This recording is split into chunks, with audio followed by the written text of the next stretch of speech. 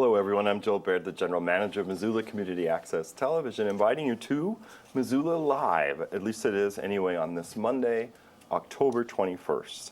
And the weather is really great, and it's supposed to be great all week, at least until Friday. I just have a few MCAT things to tell you about.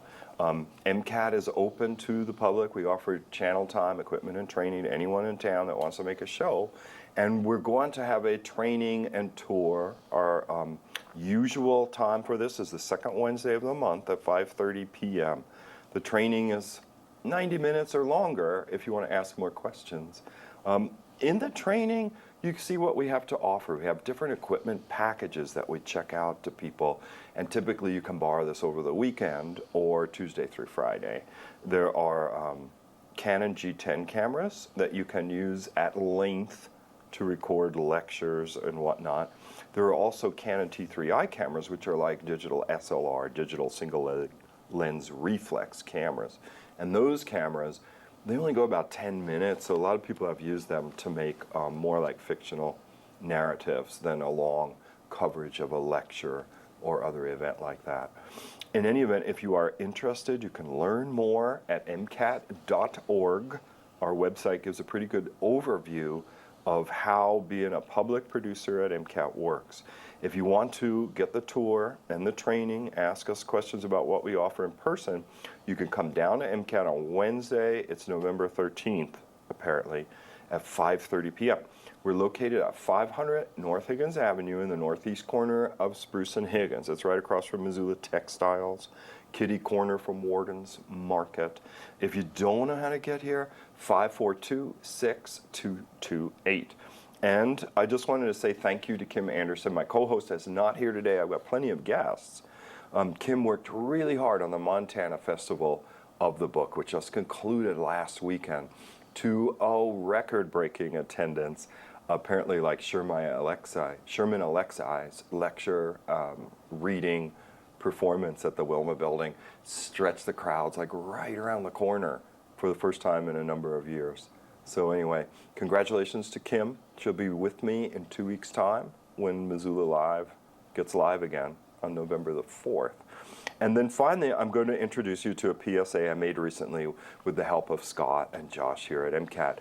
It's an open invitation to anyone that wants to come to MCAT, play the piano, and be recorded using our green screen or curtains. The green screen offers you an opportunity to bring the background you'd like to be seen playing the piano in. And this invitation is also extended to friends of yours that may play the guitar or the violin or the flute or something that reasonably accompanies the saw, the singing saw that accompanies the piano. So Scott has got the PSA back there. He's going to play it for you. It's about 3 minutes long. We'll do a cut-down version, I guess, soon. But we'll be right back. Hatton Littman is here from Missoula County Public Schools, and we're going to talk about a comprehensive long-range facility planning process wherein your voice about the direction of the school system is wanted. So here you go with your invitation to play piano at MCAT.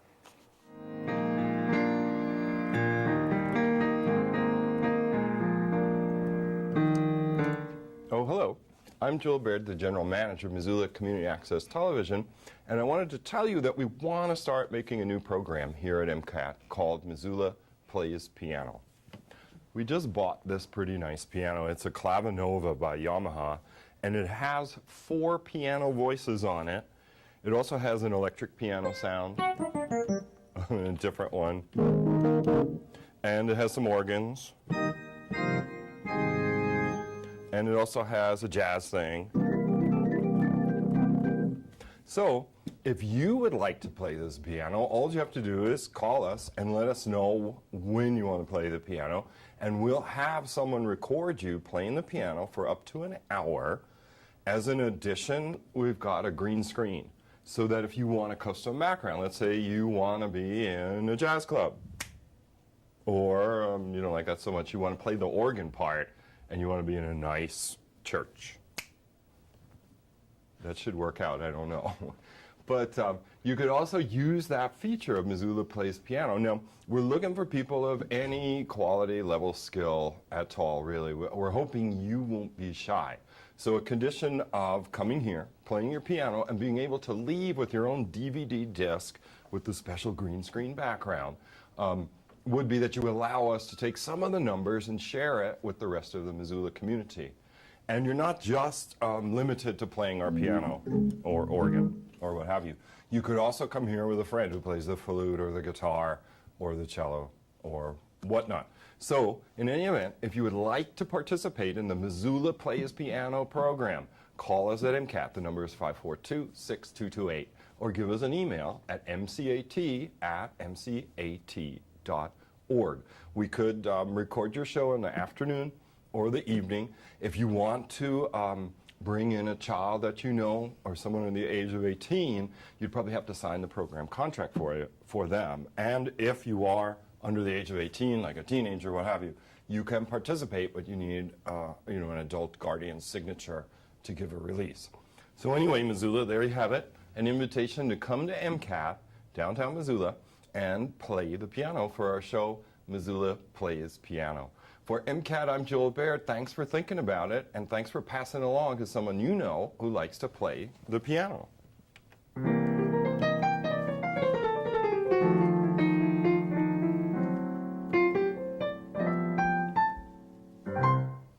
And we're back. Hatton Littman is in the studio with me. She is the Director of Technology and Communications for Missoula County Public Schools. We're the community part. Well, welcome. Thank you, Joel. It's nice to be here. Well, thanks for coming over. So I've got the news release, and it starts out, MCPS hosts comprehensive long-range facilities planning process, October through December 2013. So you want to tell people what is going on? Sure. So the short version of that, we call it the Facilities Strategic Plan, because comprehensive long-range strategic planning process can be a mouthful. Yeah. But essentially, this is the first time in Missoula County Public Schools history that we've taken a look at the entire district with regard to our facilities and our education delivery and identifying how can our facilities meet our needs. In 2010, over 200 people got together and created the 21st century model of education. A lot of people in the community were involved in that. And interesting, dynamic ideas came out of that process. And here we are, it's 2013. We're identifying the fact that there's a huge population growth in our youngest citizens in Missoula. Right now, we have the smallest enrollment that we'll see in the next decade in our schools. Wow. So Missoula County Public Schools has said, well, in order to deliver on the promise of the 21st century model of education in buildings that are mid-20th century and sometimes late 19th century buildings, we need to update those buildings. But in addition, we have a real population issue. And in our elementary schools in particular, by 2017, sometimes 2016 in certain schools, we'll have schools that are over capacity. Yikes. And so when that starts happening, you see overcrowding happening, and when you see neighboring schools also experiencing that same overcrowding issue, the entire district needs to take a look at how are we going to educate our children, and how are we going to do it in a dynamic, interesting way. Yeah, so you want the community input too. You don't want it to be necessarily one-sided and say, okay, this is what we're going to do. You want people to get together and kind of absorb this issue about the population growth and the age of the buildings too, I guess. That's exactly right. This is a community process. We are hosting it, and we're certainly bringing the call to action as Missoula County Public Schools, but we are not driving this process. We have a community facilitator from CTA, Architects and Engineers, and this is a process where we need everybody to engage. So each school has a small team called an Education Innovation Team, and that's parents, that's students, that's grandparents, that's community members, teachers, and those people participate in these week-long workshops. So the first one happened in October. The very next workshop will happen in November, and then we'll have a third in December. So that's getting a huge community voice around each school building and what people in the community truly want to see in their schools. But every Wednesday night of these week-long sessions, so the next one will happen on Wednesday, November the 6th, we have a community listening session. And that's an opportunity for the folks from those education innovation teams at their schools to talk to the rest of the community and invite in more people and identify, here are the things we've uncovered, here are the common issues we're seeing, here's some of the really neat things we're exploring, and get people's insights and feedback. Interesting. Yeah, when you were mentioning this earlier today, we were at a meeting, it's just coincidentally, and you were mentioning it. I had thought about that, how difficult it must be to respond to population changes with buildings. Because we mentioned at the meeting, other people said, oh, well, people are going to remember how the population shrunk and different schools were sold off and people were sentimental about it, or they felt the district ought to hold on to the schools and so on. So if they still have that feeling, they can come and say, I told you so. I guess they everybody can. likes that, and get it out of their system for good or bad. To be more specific about the November 6th opportunity, it's in the evening. Yes, it's 6:30 to 8 o'clock. We haven't identified a firm location yet. We want to Right. make sure that we're responsive to public transportation needs, and our last community meeting was on the far edge of town. We'd like to relocate it somewhere a little more central. So we will be updating that location information as well as any other information about the whole process on our website, mcpsmt.org. Right. There's an entire page for the Facility Strategic Plan Initiative. And for data hounds out there, you can download the full draft report as well as all the appendices. So you can get into the details of exact future enrollment projections per building, square footage per learner per building, and comparisons to other states. It's really, really rich with information. So I want to invite people to spend some time on our website and dig into it. Oh, good. I went to an open house. I was babysitting some kids, Finn and Sam, and I took Sam to his open house at Russell. Is it Russell? Charlie Russell? Mm-hmm. Yeah, it's that one, that elementary school. It just happens to be on Russell. Russell. And the teacher there said there were in his class, and Sam is 10, there were 20. And I thought, wow, you can handle 20 kids. And so I don't know what the student-teacher ratio Sure. is. Yeah, student-teacher ratios are actually governed by the state legislature and Oh, so Office they of Public determine, Instruction. yeah. Missoula County Public Schools has the opportunity to see if we want to adjust those and try and, make different decisions. But of course, that's based on funding formulas that we get from the state. Sure. So it's a little complicated. And let's see, as a 10-year-old, is he in third grade? Fourth grade? I can never do that right.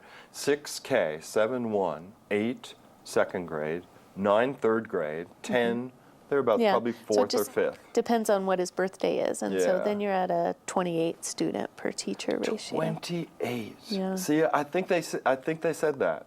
I think his teacher said that. I was like, I respect you, madam. Whoa, I'm just trying to imagine 28 10-year-olds. I take my hat off to teachers every single day because they have one of my 10-year-olds Yeah. and one of my 12-year-olds in their classes. And we have amazing, amazing professional staff in Missoula County Public Schools. Yeah. This is a great opportunity to deliver buildings that can help them take students even farther. And the input you're looking for, so people say, well, what am I to do? I'll go for this meeting, but the people are invited to say, well, think about this issue and bring solutions or bring ideas or come to learn a little bit and provide some input. Oh, Absolutely. and Scott put the website up that we referenced. Thank you. Yeah. Absolutely. So the input we're looking for, I should identify first that what we want to do is share with the community on these community listening sessions what the workshops have entailed so that people feel like they're brought up to date around some of the issues that have been uncovered or some of the opportunities we're exploring. So the first sessions in October, those teams at each school spent time scoring their buildings based on the site plan, the facility itself, and what their education delivery looks like. What do we want to improve? What are our hopes and dreams? What are our goals? So our intention at these evening sessions is to share that content so people from the community can hear, oh, this is what people on my school's team talked about. And then to allow folks to interact with that information and say, well, I have additional input. Did you consider this or did you consider that? okay, I Or gotcha. I'm in favor of this approach versus this approach. And it's really important to note that at the end of this process, October, November, and December, we will have a steering committee. We do have a steering committee that will present the Board of Education, the Board of Trustees, with recommendations. Those will be recommendations that are, from all of this community input, but the board will still have to make decisions based on those recommendations. So then there'll still be a public board process around all of the decisions. Sure. But if people want to get a word in early, and if they want to learn what's going on, here's a great opportunity. Absolutely. This is that time when you can say, oh my gosh, I had no idea people were talking about some change for a school in my neighborhood. We are, and you can be a part of that. And you can come to the community listening session. You can educate yourself beforehand by looking at the documents that are on the web, Right. or you can come that night. I don't want people to and get feel the like nutshell. They that's don't have to right. prepare. They can just get it in a nutshell. Absolutely. Absorb, interact, react. Engage. Engage. I like that. That's not bad. Well, Hatton, thanks so much for coming by, for waiting to come out here too, because you were working away in the other room. And please feel free to come back too. Oh, thank you. Give us It's a my follow-up. pleasure. And we will continue to provide more information via MCAT and hopefully give some more opportunities for discussion. Great. Well, I understand that next, Mary Ellen Stubbs is here from the Missoula Cemetery, because their Stories and Stones is coming up. It's really a wonderful tradition where people in town bring to you historic figures that are buried at the Missoula Cemetery. So if you're in a Halloween mood that way, stay with us. We'll be right back after this. Come on, guys. Rolling? Good. When hiking in bear country like this, it's important to remember your essentials, like bear spray and knowing how to use it. Liam, where's my bear spray? I put it in the bottom of your pack. I didn't mean... How am I supposed to get it quickly? When adventuring in bear country, remember, bring bear spray and know how to use it. Hike in groups, make noise, and don't run. Be bear aware. Montana law enforcement urges you to think beyond the DUI arrest. Statistically, alcohol-related crashes are more serious and deadly than others. Alcohol is a factor in more than 40% of fatal crashes. When you go out, please drink responsibly. Arrange for a ride home, get a taxi, call a friend, or Home Safe Missoula. Remember, your best defense against an impaired driver is your seatbelt. Going out tonight? We are. Never ever drink and drive. This message is brought to you by Missoula County DUI Task Force and Montana Law Enforcement.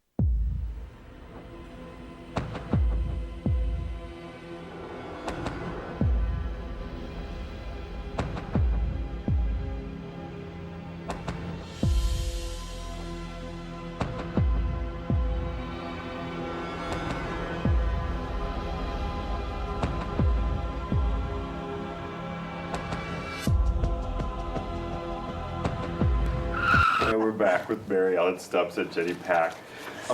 Thank you guys so much for coming over to talk about the Stories and Stones presentation for 2013. You're welcome. Do you want to give, I tried, in the preview to tell people what the event is about. You want to take a stab at it? Because you lived it. This is the 11th year that Missoula City Cemetery is presenting Stories and Stones. Yeah. And this is where we try to bring history to life.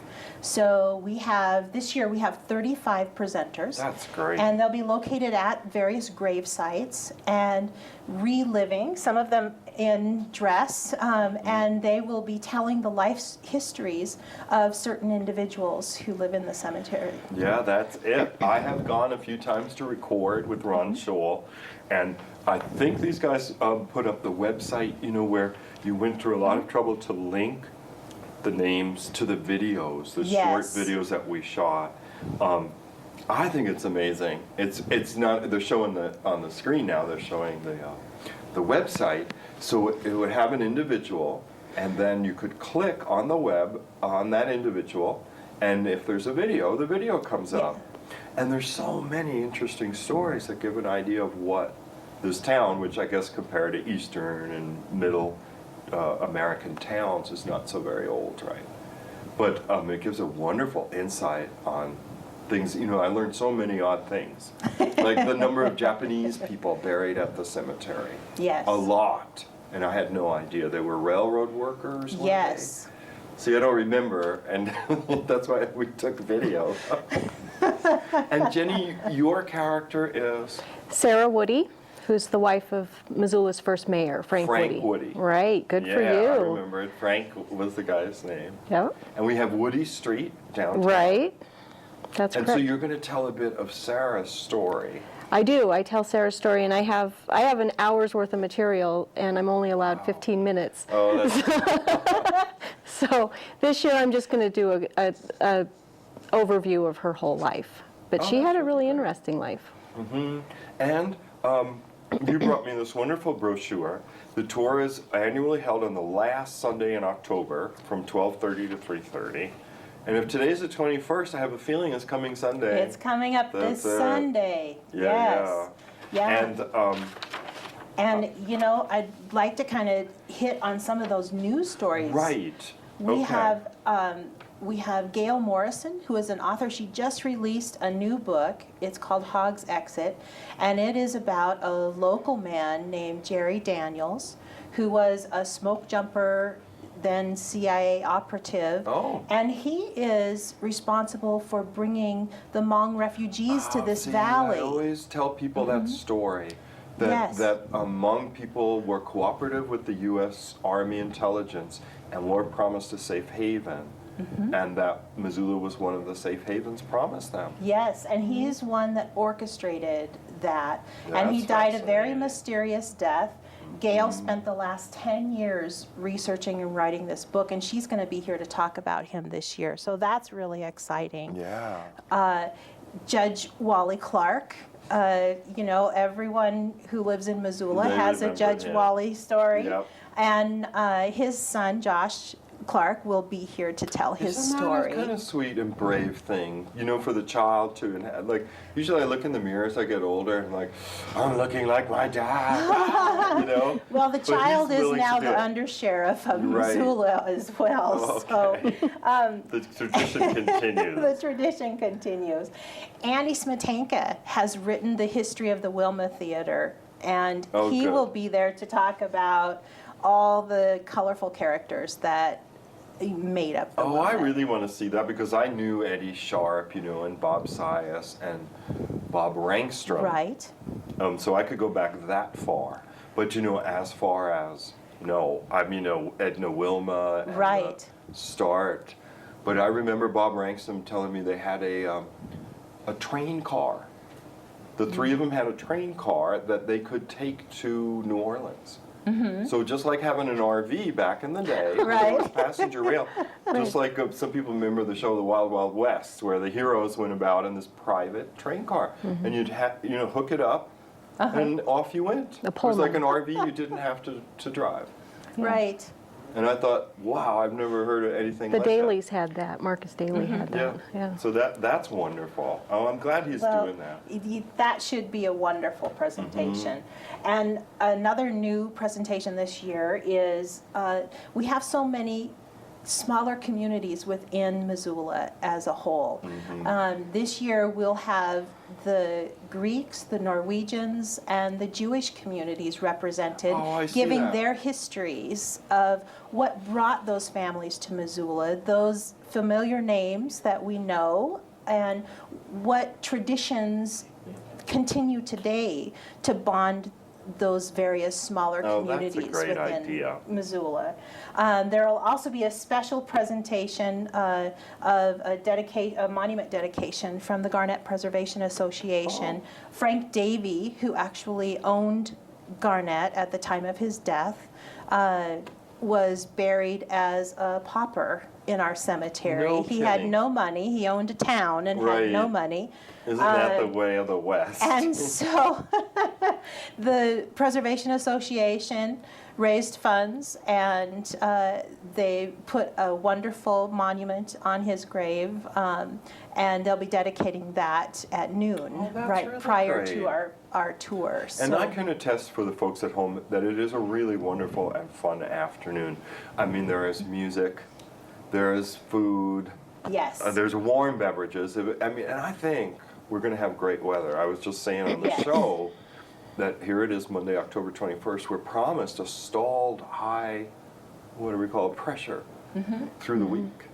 But it's really great to go out there. Everyone is it's almost like an Easter egg hunt of people, because you're out in sort of this peaceful wooded area, and then you come across someone, and not only are they there, like, wow, they have a story to tell of something you never heard before. I think last year or the year before, I did record Donna Sievertson and the Japanese railroad workers, and someone was a physician, and I learned about a gunfight over sheep territory that was held out where the big cow is on Highway 200.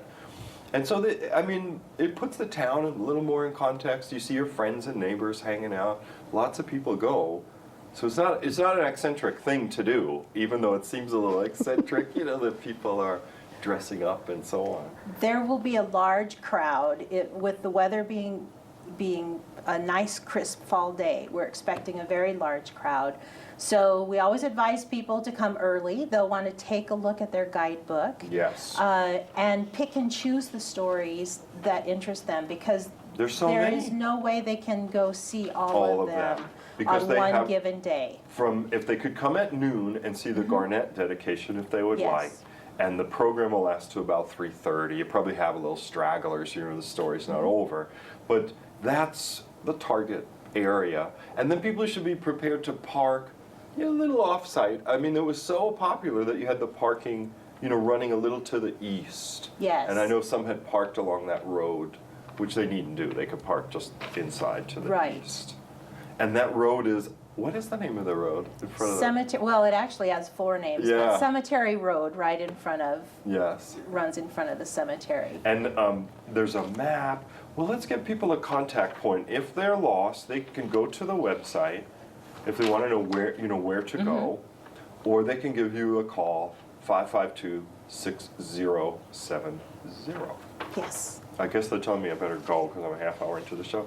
But thank you so much for coming by, and Jennifer wearing that wonderful outfit. Thank I hope you. it gives people at home an idea of the care that is going into this. It's like a production. It's like going to a theater production, but it's outside. And it's hours and hours of research. Yeah, that's right. And there's science behind it, and it relates to where you live. Oh, and before we go, we have to mention that there is all this documentation that you can obtain there as well. Yes. So once again, it is this Sunday. The date is the October 27th, 27th. 12:30 to 3:30 at Right. Missoula City Cemetery. And call for directions 552-6070. We'll be right back. We've got more guests on today's Missoula Live. Thanks for joining us.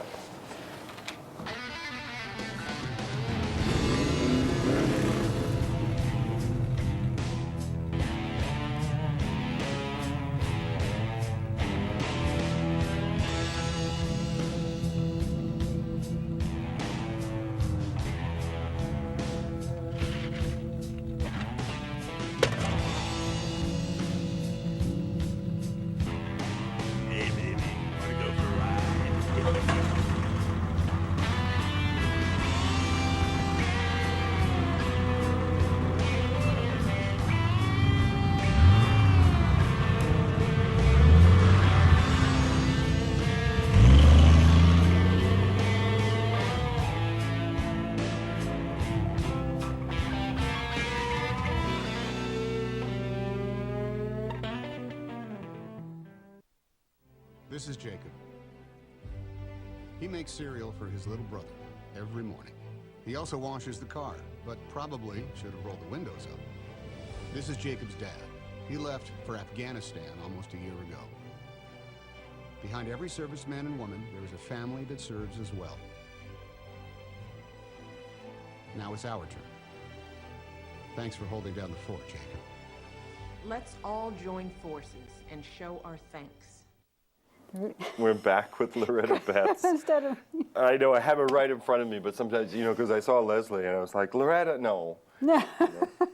Lauretta Betts is here from the Rotary Club of Missoula. Now, Lauretta, you were last here and we were talking about ending polio now. How is that campaign going? It's going absolutely great. We are having a tremendous amount of response from the community, and we have added more events for people to participate in. Great.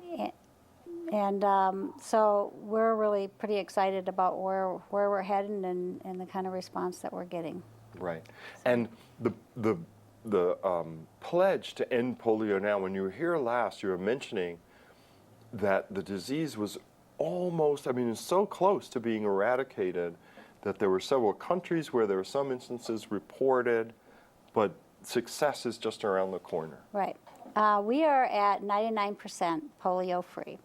The last 1% is the most difficult. We have Nigeria, Afghanistan, and Pakistan are the 3 countries that have not been declared polio free. However, to date, there have been no new cases in those countries, but we did have an outbreak in Somalia and in the Horn of Africa. Oh, I just wanted to mention that Scott has put up the website for people at home to see.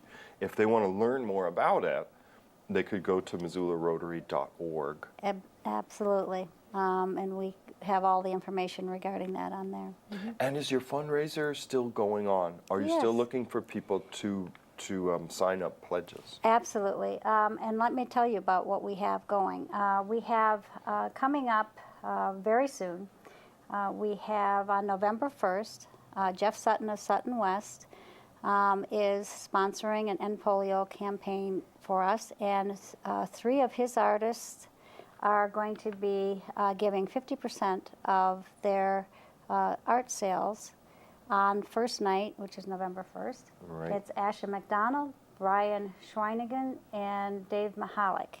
Oh, that's great. Yes, and they're all fine local artists, and they're going to be contributing. And then the rest of the artists that are part of that gallery will be contributing 10% of their sales to our End Polio Now campaign. Oh, so it's time to give a boost to Sutton West Gallery. Absolutely, yeah. Very timely. Yes. So particularly for the first Friday, which is November 1st, a week from this Friday, or depending when the replay of the show is. Right. And that typically is 5 p.m. to 8 p.m. Yes. Right. And I can't recall where Sutton West is. I know it's right downtown. It's on Brook Street. The address is 500 Brooks. Oh, it's moved out to Brook Street. Yeah, so it's West, Sutton West. Oh, that's no the west downtown, part. Yeah. Okay, I'm glad we talked. Oh, I'm sorry, not 500 Brook Street, 1706 Brook Street. Right. Take my correction. We have another event on 500 Brook Street, which is Cafe Dolce. Oh, okay. And on November 4th, Cafe Dolce is offering 15% of their proceeds to go to End Polio, and that's between 5 and close. And if people can come, they can dine, they can have a glass of wine, they can, have a dessert, they can have dinner. An espresso, because it's Italian. Absolutely. And they're going to be contributing, Peter Lambros is contributing 15% of those proceeds. So that's also another event. Oh, that's wonderful. On the next night. And Scott has said in my ear that at that event there'll be live music. Yes, absolutely. He's reading the press release in there. Yeah. So that's another lure to go to Yes. Cal. And it has really interesting acoustics. Oh, it's If people have never been there, it's like going to a stone train station. I mean, vaulted ceilings, beautiful inlay work. Yeah. And I'll bet the sound in there would have a wonderful Oh, reverb. absolutely, yes.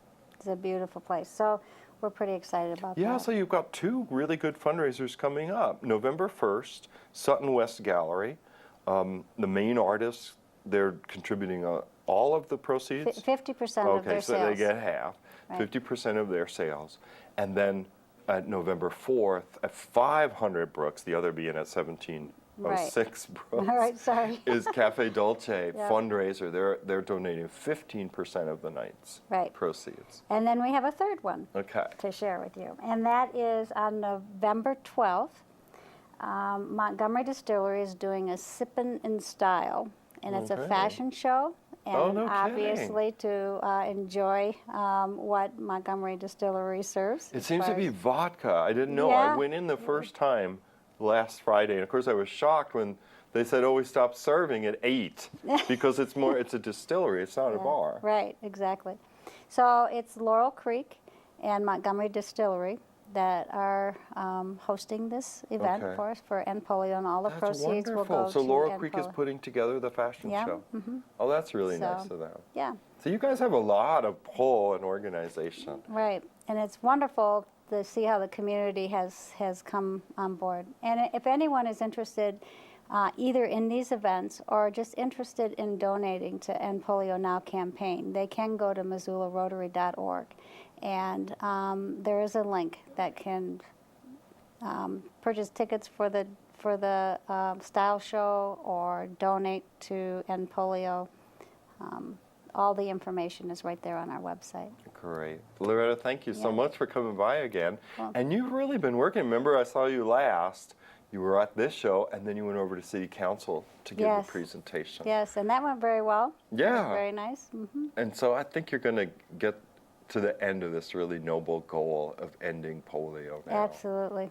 Yep. We'll come back and give us the progress report. Oh, we will. Be glad to. So. Thank you.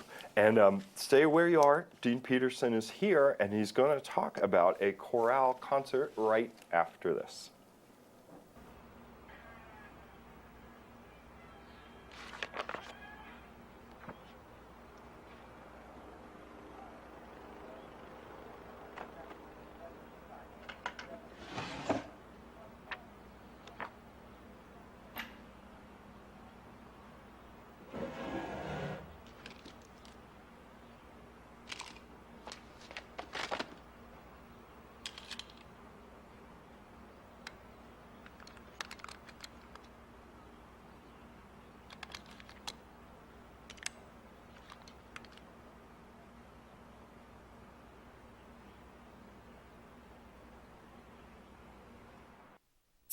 Got questions?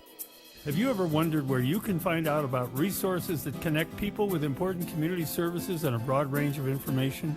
In Montana, we want you to have the tools you need to feel safe and supported.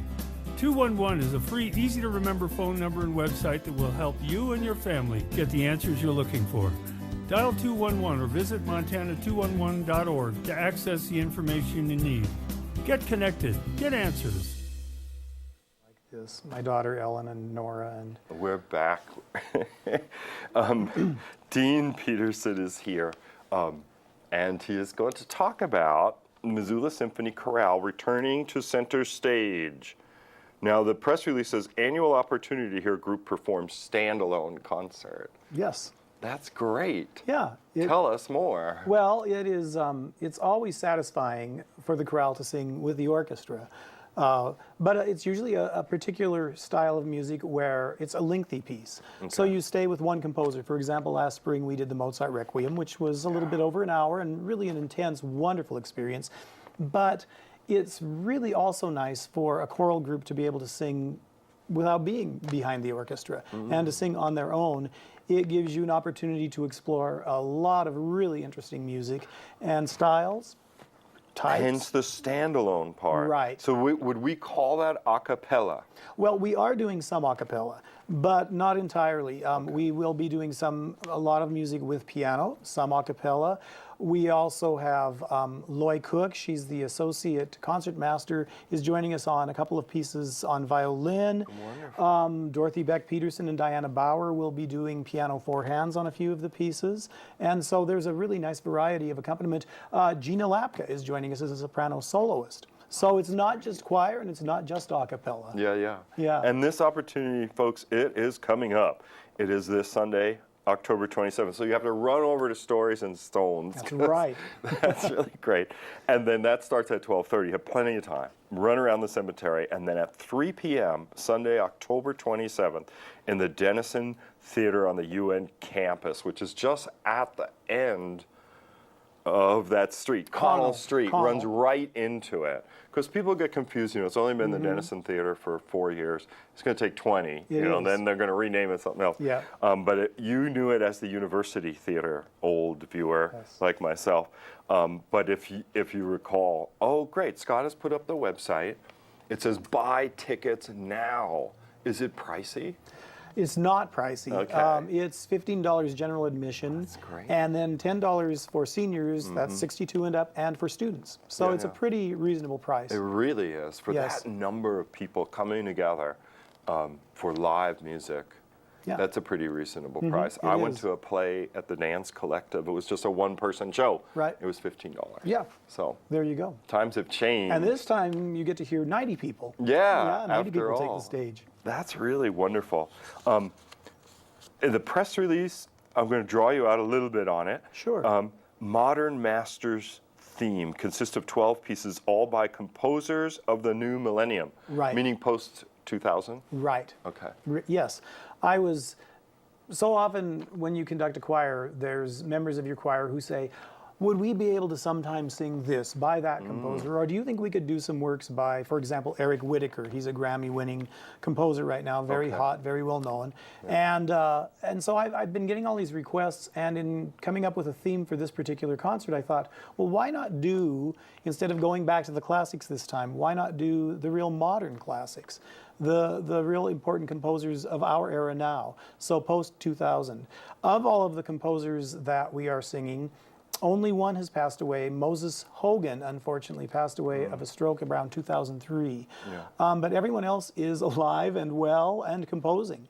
So very contemporary. Very contemporary. However, the music, some of the music will have a little bit of edge to it, a little bit of modern edge, but most of it is very, very accessible. I was about to ask, because sometimes, you know, I left off modern music in the 70s, and I remember getting records, you know, I was all into the popular music of the day, and then this would be like a modern chorus, or, you know, music concrete was popular too, but some of it was like pop, you know, boing and buzzing and other things that people say, well, that's not very melodic. It is looking at the more mechanistic form of music making or something. But most of this is very melodic, and even we're even doing an arrangement of 2 colonial folk songs, which would be very familiar to people, I believe. And everything else is quite melodic. And I think it's good to challenge people sometimes it too. Is. Anyway, it is. And there are a few songs where we do some kind of unusual effects with our voices, some sliding and wind sounds, and so that type of thing. So it's a well-balanced program. Would you say the concert is a 2-hour concert? No, this will not be a lengthy concert. I believe we're going to do this concert without an intermission. So it will be probably somewhat close to an hour, a little over an hour, but a nice variety, and I think it should be a really enjoyable afternoon. So anyone who wishes to come will really get to hear, I think, a nice variety of music. Oh, that's great. Now, there's wonderful acoustics in the Denison Theater. So if you are interested, if we've tickled your interest a little, there are things you can do. You can go to MissoulaSymphony.org. Remember, Scott put up the website earlier where it said buy tickets now, though it is a large house. You can phone the Symphony organization, 721-3194. Dean, thank you so much for coming over. Thank you. It was certainly my pleasure. I bet you had to pleasure. wait a little while. Thanks for waiting. No problem at all. Delighted to be here. Such a beautiful day. It is. And have a wonderful concert. We will. Thank you. You're most welcome. So we'll be right back. I know I have more guests. Scott just said Jack is next, so stick around. We've got more show.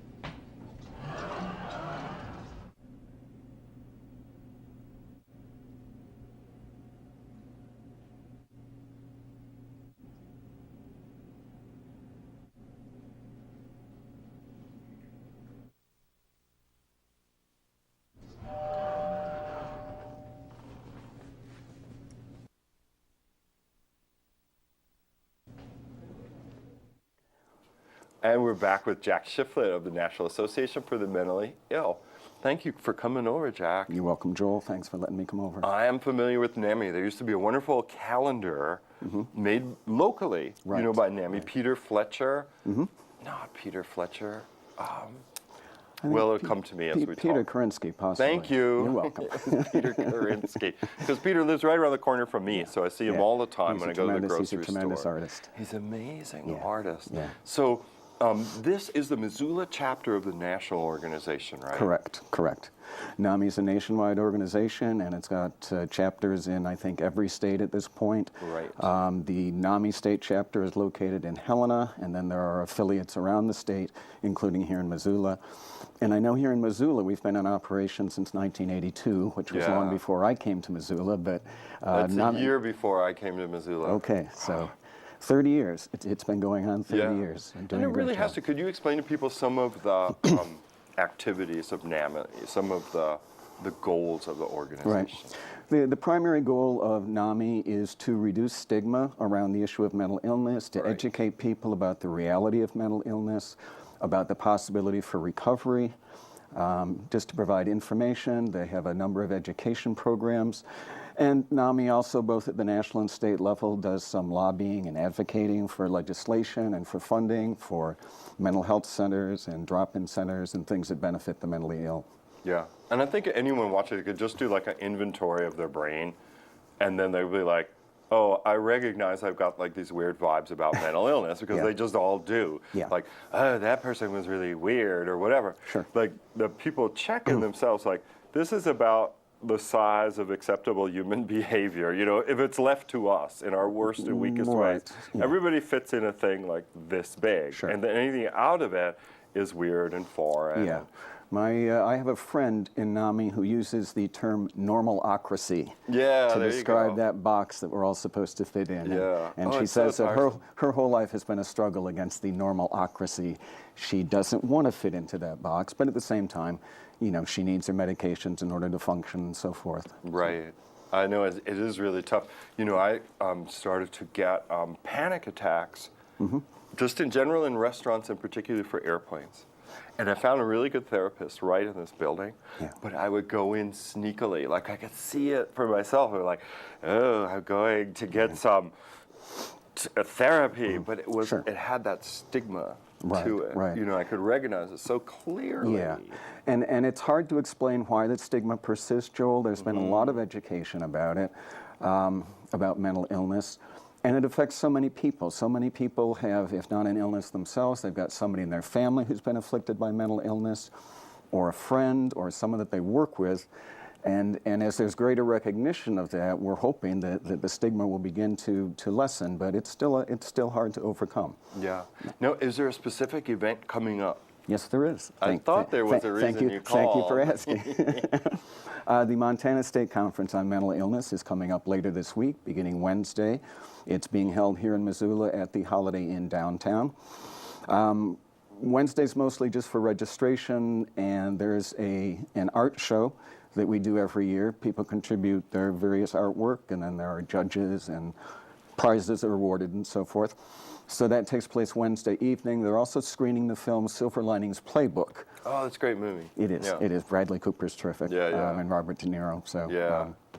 Oh, that's wonderful. Yeah, so that's Wednesday evening, and then the conference, the main part of the conference is Thursday and Friday, beginning at 9 o'clock both mornings, with keynote speakers coming in from out of town, a lot of breakout sessions and smaller workshops throughout both days.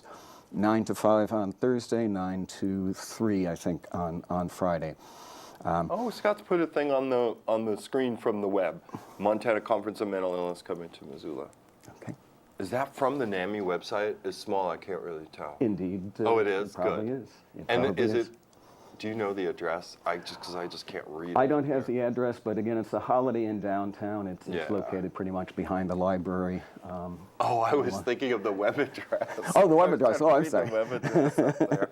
The state organization is www.namiMontana.org. That's NAMIMT.org. Yeah, and then people could also just Google N.A.M.I Montana as well. Yeah. Because N.A.M.I also performs a function as advocacy, support. Right. So if you guys are out there and you think, well, I need some support because you're a caregiver or you're suffering, this is a place to reach out to and find people that can give you a lot more guidance than the average bear. Yeah, we have 2 support groups going on here in Missoula right now. They're both over at the Providence Center. We have one that meets Tuesday evenings from 6:30 to 8, And then we have one Thursday mornings from 10 until 12 over at the Providence Center in the basement.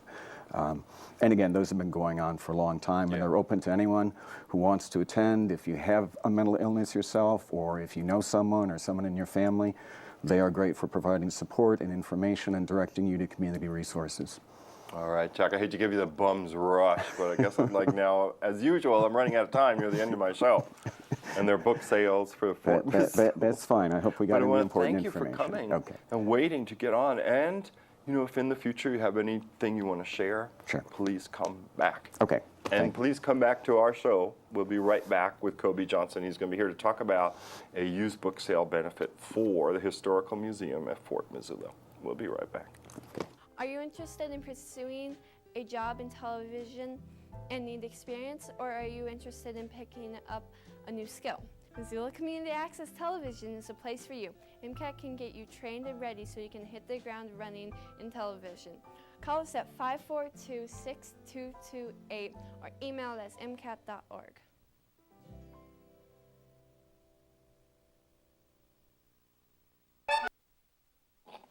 The real name is We're Coby. back with Coby Johnson. She is here to talk about a book sale that's going on to benefit the Historical Museum at Fort Missoula. Coby, welcome. Well, thank you. It's nice to be here. I've got a press release, but you probably know all about it. Well, I know something about it, yes. The Friends of the Historical Museum have run a book sale now for 4 years, and this is our annual book sale. It's coming up. It's one of our 3 major fundraisers for the museum. It will be November 7th through the 10th at Heritage Hall out at Fort Missoula. Right. And we are still looking for books, and we are, I would love to find some more volunteers. Oh, no kidding. Okay. So people, you heard it. This book sale is one of 3 of the main fundraisers for the Historical Museum at Fort Missoula. Would the volunteers work the sale? They would work the sale, and they would work setup for the sale. Right. We have, at the moment, 10,000 plus books that we have to move from one building to another out at Fort Missoula. Move them from the post headquarters building to the Heritage Hall. It's a short move, but it's a big move. Oh, yeah, with 10,000, you need some strong backs out there. Yes, we need some strong backs. I'd like some young people, if that would be at all possible. They can call me at 543-3303 if they would like to volunteer. That will be on November 4th. It is a Monday, which has made it difficult for us to find a lot of young folks.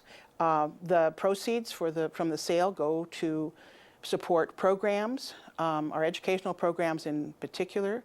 We get 2,000 school kids through every year. You guys do a lot of work with school kids.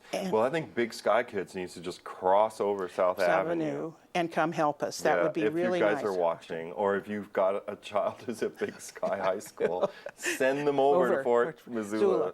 To help move those boxes that we have. And then also this year, the money that we raise will also be going to support our new semi-permanent 2-year exhibit that will be going up in April, and it is celebrating the 150th anniversary of Missoula. Oh my gosh. How time goes by, 1883. Bingo. Yeah, and we're at 150 years already. And that show will be up for 2 years. So, Sesquicentennial. I learned that somewhere. And we're just really excited about that exhibit, but we're also excited about our book sale because every year the funds from it have been going up.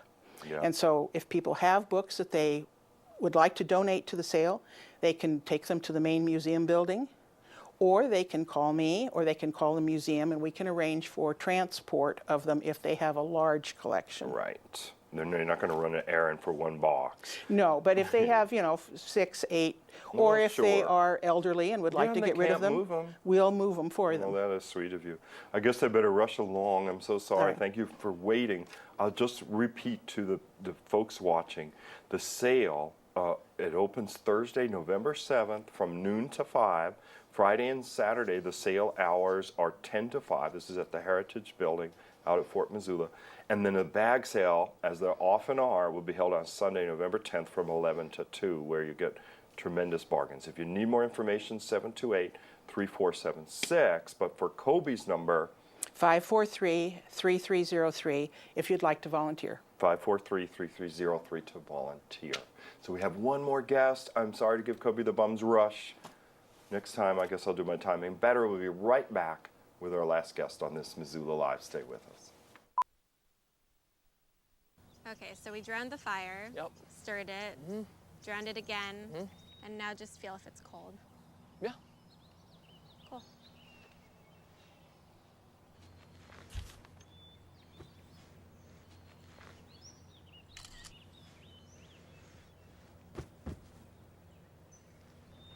Smokey just gave me a bear hug. I know. I already posted it.